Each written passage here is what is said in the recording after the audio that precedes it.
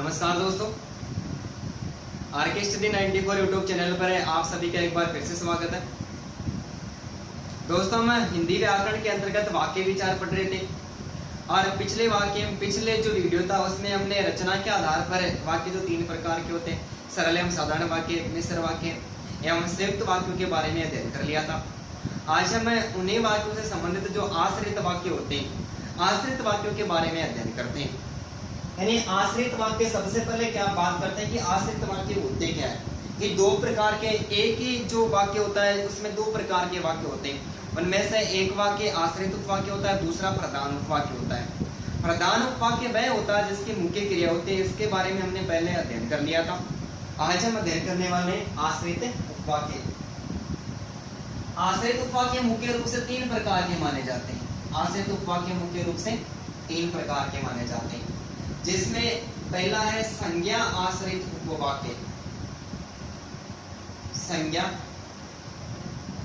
आश्रित उपवाक्य, संज्ञा आश्रित उपवाक्य। दूसरा विशेषण आश्रित उपवाक्य, विशेषण आश्रित उपवाक्य, विशेषण आश्रित उपवाक्य। और तीसरा क्रिया विशेषण आश्रित उपवाक्य, क्रिया विशेषण आश्रित उपवाक्य, क्रिया विशेषण आश्रित उपवाक्य। ठीक है, सबसे पहले संज्ञा आश्रित उपवाक्य। कौन सा? संज्ञा आश्रित उपवाक्य। संज्ञा आश्रित उपवाक्य किसे कहते हैं? जब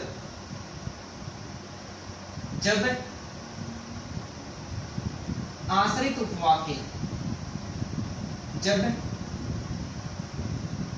आश्रित उपवाक्य किसी प्रधान उपवाक्य, किसी प्रधान उपवाक्य की संज्ञा के स्थान पर, किसी प्रधान उपवाक्य की संज्ञा के स्थान पर प्रयुक्त होता है, प्रयुक्त होता है, प्रयुक्त होता है, तो वह संज्ञा आश्रित उपवाक्य माना जाता है। क्या माना जाता है? कि आश्रित उपवाक्य। आश्रित का मतलब है एक वाक्य में हमें 2 वाक्य मिलेंगे, एक प्रधान उपवाक्य मिलेगा, एक दूसरा वाक्य उस पर आश्रित मिलेगा। प्रधान उपवाक्य वो होगा जिसकी मुख्य क्रिया होगी, और आश्रित उपवाक्य वो होता है जिसकी गौण क्रिया होती है, जिसकी गौण क्रिया होती है। तो आश्रित उपवाक्य की गौण क्रिया होती है और प्रधान उपवाक्य की मुख्य क्रिया होती है। पहला होता है संज्ञा आश्रित उपवाक्य। जब आश्रित उपवाक्य किसी प्रधान उपवाक्य की जो वाक्य में संज्ञा होती है उसके स्थान पर प्रयुक्त होता है, तो वो क्या कहलाता है? वो संज्ञा आश्रित उपवाक्य कहलाता है। यदि हमें इस प्रकार से बिल्कुल भी पता नहीं रहे तो एक छोटा सा एक नियम याद रखना है कि प्रयक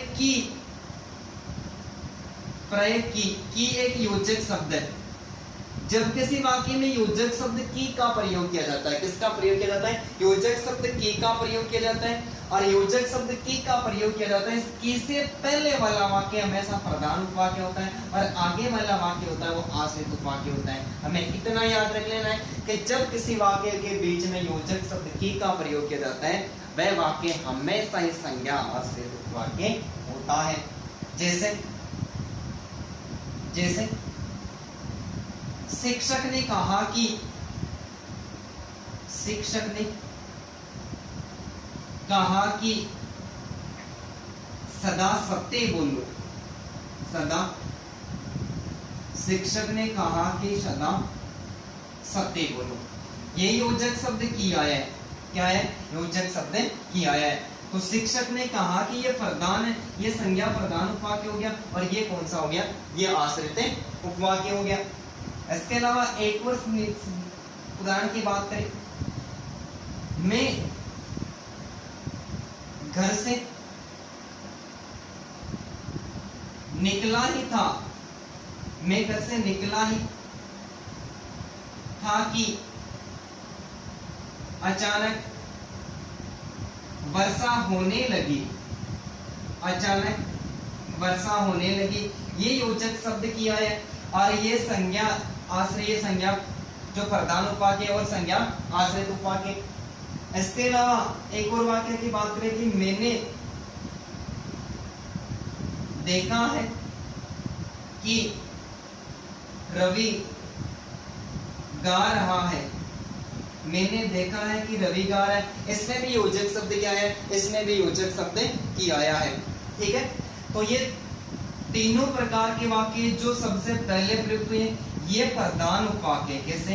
ये प्रधान उपवाक्य। और ये जो आगे वाले वाक्य प्रयुक्त हुए ये कौन से वाक्य हो गए? ये आश्रित उपवाक्य। ये कौन से? ये आश्रित उपवाक्य।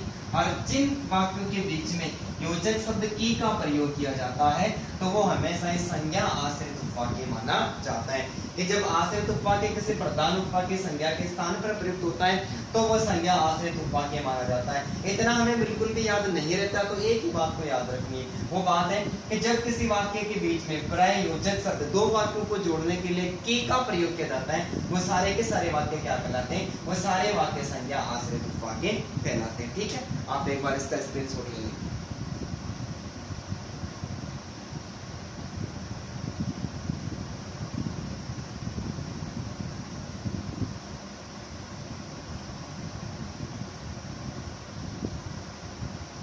दूसरा है विशेषण आश्रित उपवाक्य। कौन सा? विशेषण आश्रित उपवाक्य। इसकी परिभाषा है कि जो आश्रित उपवाक्य, जो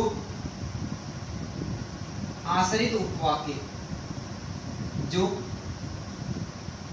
आश्रित उपवाक्य प्रधान उपवाक्य की, प्रधान उपवाक्य की संज्ञा या सर्वनाम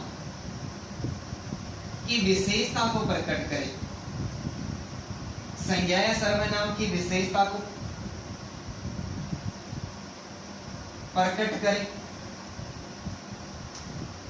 तो वह विशेषण आश्रित उपवाक्य कहलाता है। क्या कहलाता है? विशेषण आश्रित उपवाक्य कहलाता है। विशेषण आश्रित उपवाक्य कहलाता है कि जो आश्रित उपवाक्य किसी प्रधान उपवाक्य की संज्ञा या सर्वनाम की विशेषता को प्रकट करता है। दो प्रकार के वाक्य, एक आश्रित उपवाक्य, एक प्रधान उपवाक्य। तो प्रधान उपवाक्य की संज्ञा या सर्वनाम की विशेषता को प्रकट करता है तो वह विशेषण आश्रित उपवाक्य कहलाता है। यदि ऐसा हमें पता नहीं चले तो प्राय जो जिसे, जिसका, जिसकी,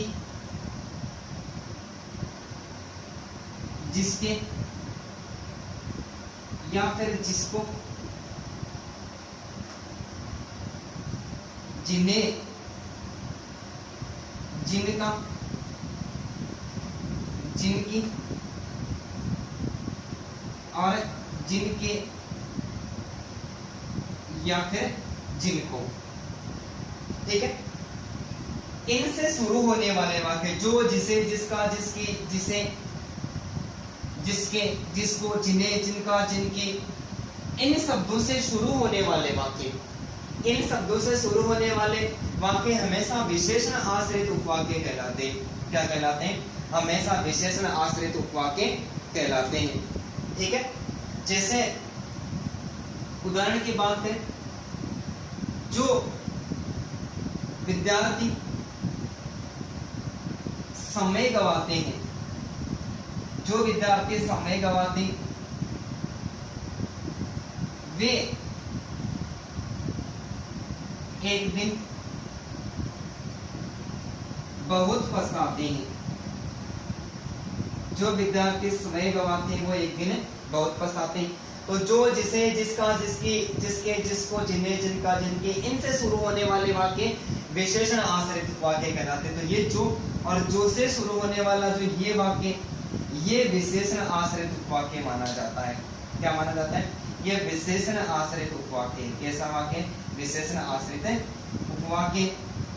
और जो आगे बच गया ये फरदान उपवाक्य है। कौन सा? ये फरदान उपवाक्य, फरदान उपवाक्य। एक और उदाहरण की बात करें, जो व्यक्ति वीर एवं साहसी होते हैं, वीर एवं साहसी होते हैं, वो अपने प्राणों की चिंता नहीं करते, वो अपने प्राणों की चिंता नहीं करते हैं। तो ये वाक्य भी जो से शुरू हुआ है, तो जो से शुरू होने वाला ये वाक्य क्या माना जाता है? ये विशेषण आश्रित उपवाक्य माना जाता है। ये विशेषण आश्रित उपवाक्य हो गया। और ये आगे वाला वाक्य कौन सा हो गया? ये फरदान उपवाक्य हो गया। कौन सा हो गया?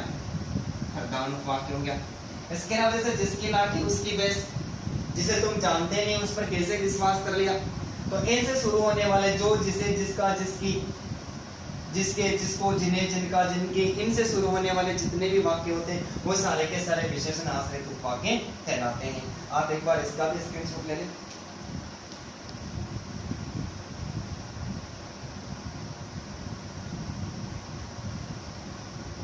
ठीक है,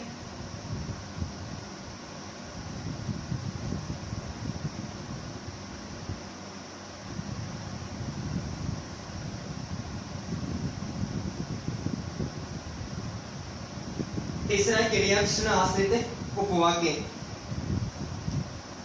जो आश्रित उपवाक्य, जो आश्रित उपवाक्य, जो आश्रित उपवाक्य फरदान उपवाक्य की, फरदान उपवाक्य की क्रिया की विशेषता को प्रकट करता है। फरदान उपवाक्य की क्रिया की विशेषता को प्रकट करता है, क्रिया की विशेषता को प्रकट करता है, तो वह क्रिया विशेषण, तो वह क्रिया विशेषण आश्रित उपवाक्य, क्रिया विशेषण आश्रित उपवाक्य माना जाता है। जो आश्रित उपवाक्य प्रधान उपवाक्य की क्रिया की विशेषता को प्रकट करता है तो वह क्रिया विशेषण आश्रित उपवाक्य माना जाता है। यदि ऐसा नहीं पता चले तो प्राय हम कुछ शब्दों की बात करते हैं। प्राय जब जैसा, प्राय जब जैसा, जैसी, प्राय जब जैसा, जैसी। इसके अलावा जितना, जितनी, जितने, जितना, जितनी, जितने, यदि और यद्यपि, यदि और यद्यपि, इनसे शुरू होने वाले जितने भी वाक्य होते हैं वो सारे के सारे वाक्य क्रिया विशेषण आश्रित उपवाक्य माने जाते हैं। जैसे जब जब धर्म की हानि होती है, जब जब धर्म की हानि होती है, तब तब मैं अवतार लेता हूं। श्री कृष्ण ने कहा था ना, मैं नहीं कह रहा हूं। जब जब धर्म की हानि होती है तब तब मैं क्या करता हूं, तब तब मैं अवतार लेता हूं। तो ये जब शब्द से शुरू हुआ वाक्य, ये वाक्य क्या माना जाता है? ये क्रिया विशेषण आश्रित उपवाक्य, ये क्रिया विशेषण आश्रित उपवाक्य है। क्रिया विशेषण आश्रित, और तब तब मैं अवतार लेता हूं, तो ये है, ये प्रधान उपवाक्य है। ये कौन सा हो गया? ये प्रधान उपवाक्य है। इसके अलावा यदि तुम मेहनत करोगे तो अवश्य सफल हो जाओगे, अवश्य सफल हो जाओगे। यदि तुम मेहनत करोगे तो अवश्य सफल हो जाओगे। तो यदि से शुरू होने वाले वाक्य भी क्या माने जाते हैं? ये भी क्रिया विशेषण आश्रित उपवाक्य माने जाते हैं। और आगे वाला वाक्य कौन सा हो गया? ये प्रधान उपवाक्य हो गया। कौन सा हो गया? प्रधान उपवाक्य हो गया। इसके अलावा यद्यपि हमने परिश्रम किया था तथापि हमें सफलता नहीं मिली, तो यद्यपि से शुरू होने वाला वाक्य भी क्या माना जाता है? क्रिया विशेषण आश्रित उपवाक्य माना जाता है। जब जब मैं तुमसे मिला तब तब तुमने मेरे से शिकायत की है, मुझसे शिकायत की है। तो इस प्रकार का वाक्य भी यद्यपि से सॉरी जब से शुरू हो रहा है तो क्रिया विशेषण आश्रित उपवाक्य माना जाता है। तो आश्रित उपवाक्य मुख्य रूप से 3 प्रकार के माने जाते हैं और तीनों प्रकार के वाक्यों की परिभाषा अलग है और तीनों के उदाहरण भी एकदम से अलग प्रस्तुति और इनकी शुरुआत होती है वो तीनों की अलग अलग शब्दों से की हुई है। तो यहाँ पर 3 प्रकार के जो वाक्य थे इनके बारे में हमने क्या किया, आसानी के साथ में देख लिए।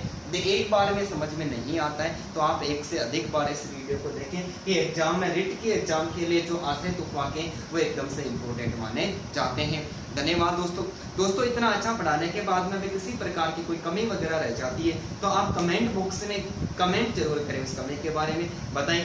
और यदि वीडियो आपको अच्छा लगे तो आप हमारे चैनल को सब्सक्राइब करें, बेल आइकन बटन को दबाएं, लाइक करें और ज़्यादा से ज़्यादा शेयर करें। धन्यवाद दोस्तों।